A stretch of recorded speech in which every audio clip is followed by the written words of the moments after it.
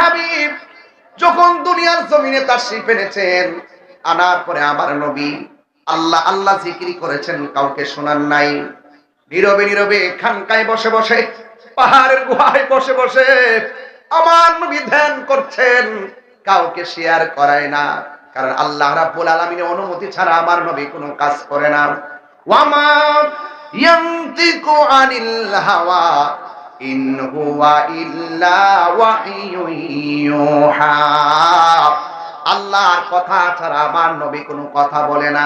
কারণ নবীর কথাই হাকিকতে একজনের কথা। জবানটা খুলে বলুন তিনি কে?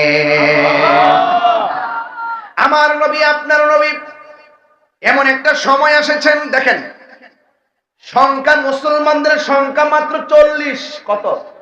কথা বলেন না তো। 40 জন থেকে 40,000, 40,000 থেকে 40,000,